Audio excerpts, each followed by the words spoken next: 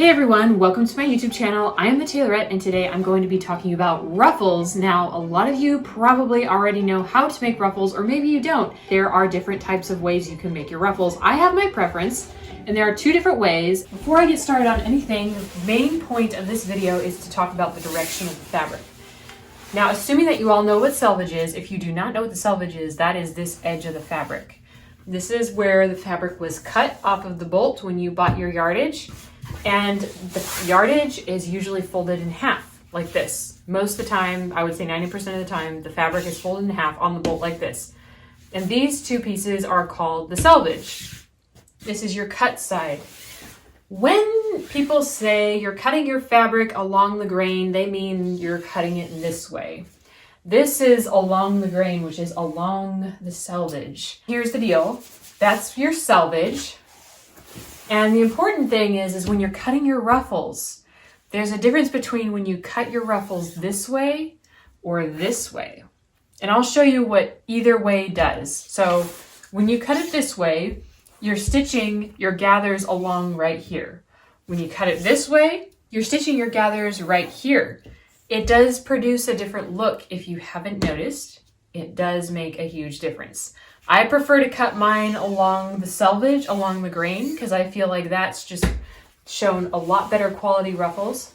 So I'm going to show you how that looks. Okay, so here I have I cut two strips. These are both 6 inches. And I stitched one stitch a 1/4 inch from this edge and one stitch 1/2 inch from the edge. So there end up being 2 long stitches, and they are the largest stitch on your sewing machine. So what I did is I have my piece that's cut along, you can see there's the selvage here. And there's no selvage on this one. This is the one that's cut with the cut of the fabric. And I'll show you what it does when you gather it on both pieces.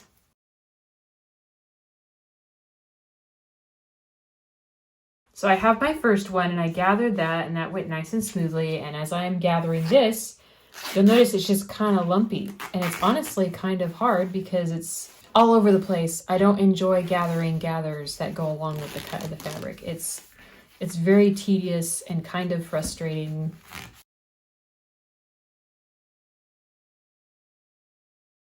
I don't know about you, but I feel like I can tell a difference. This is really lumpy, and as you look really closely, it's just really, I don't know.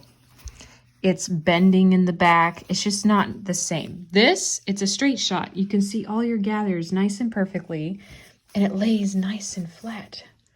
It's just, this looks tacky to me, but if you like that look, that's fine. But especially if you're working with synthetic material, I definitely apply this technique because it makes the gathers drape nicely.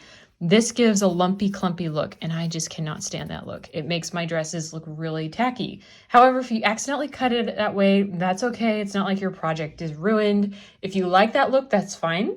There are no rules to this. I just prefer this rule right here. And I used this technique on the big Civil War dress that I made a couple of years back, and it was a dream to gather all of those gathers. It made it look so much better than this right here.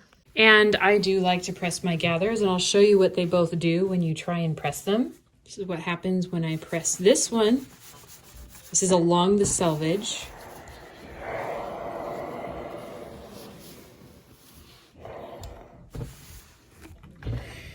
So there's my selvage pressing.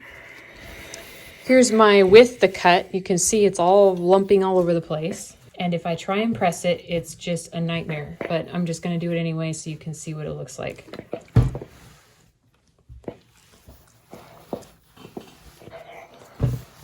It's just sloppy. I don't know. Maybe it's not sloppy. I don't think that would look horrible, but you can just tell this one looks neater and more professional. Along the selvage, not along the selvage.